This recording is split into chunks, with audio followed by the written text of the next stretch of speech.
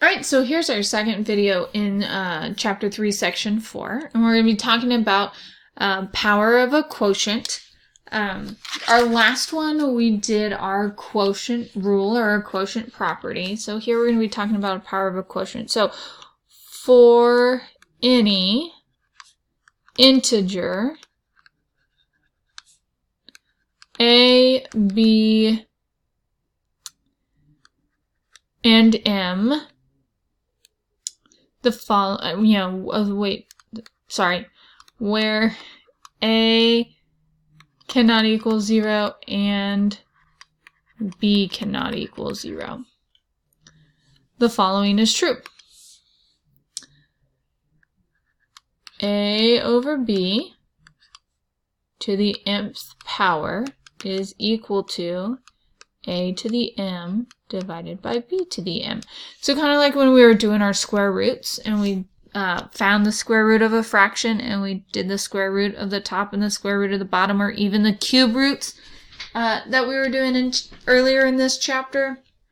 Same thing with our exponents. We will distribute them equally across our fraction.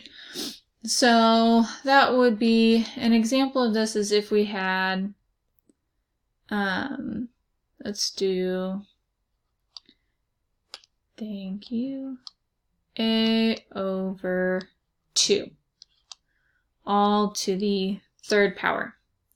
So that is the same as a over 2 times a over 2, oops, that looks like a z, times a over 2, right, which is equal to a times a times a over 2 times 2 times 2.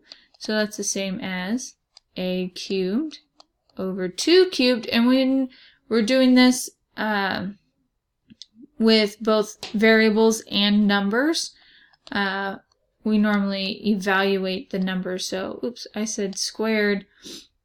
That was I said cubed, but then wrote squared. That's all on me. So this should be 2 cubed.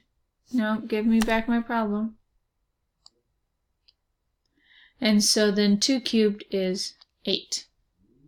And so, but this is why it works to just say a to the third power over 2 to the third power and then evaluate. So we kind of skip these like 2 middle steps here, which when we're working with higher exponents than 3, you'll be happy that you get to skip those 2 middle steps.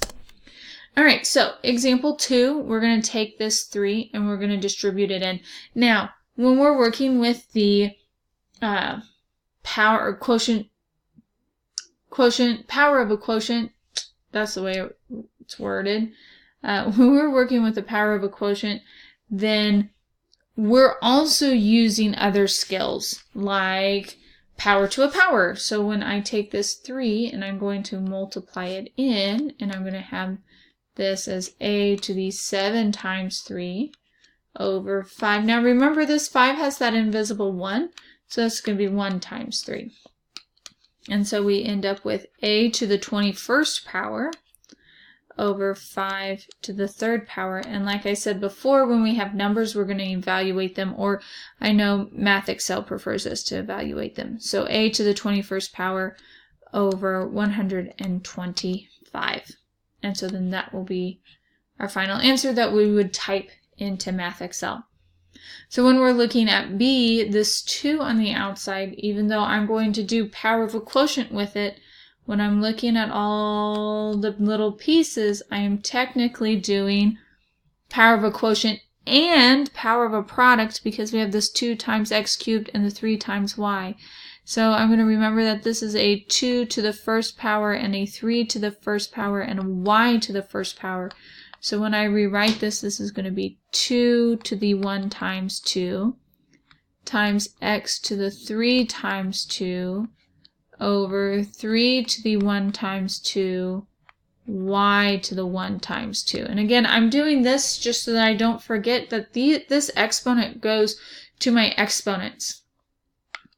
So I'm going to end up with 2 to the second power times x to the 6th power over 3 to the 2nd power times y to the 2nd power.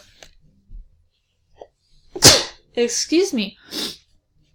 So, remember, I am not taking 3 times 2, I am taking the 2 times the 1. That is the one major mistake students make, is they forget that this exponent goes to our coefficients as well.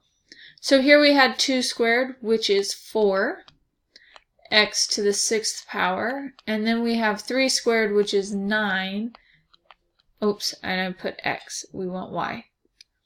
Y to the 2nd power. And so then because I have nothing that is the same and nothing goes into both 4 and 9, that is my final answer. And we can move along. So again, major thing that we have to remember, our exponents distribute when we're doing power of a quotient or power of a power or power of a product. They distribute to everything inside that parentheses. So, and to the exponents, not to the base itself. So things to keep in mind. All right, so the rules we have covered so far, we had our product rule, which was that if I have a to the nth power times a to the nth power, that is a to the m plus n. We had a power to a power, so if I have a to the nth power to the nth power, that is the same as a to the m times n. And we had the power of a product, which was ab to the nth power would be equal to a to the m, b to the m. So those were our 3.3 rules that we had, and so here they are all in one place. And then our quotient rule that we went over today is that if I have a to the nth power divided by a to the nth power, that is equal to a to the m, oh, thank you, m minus n. So see how quotient is the opposite of product. And then power of a quotient, if I have a divided by b all to the nth power, that is the same as a to the nth power over b to the nth power. So those are our rules that we have covered so far. Until next time.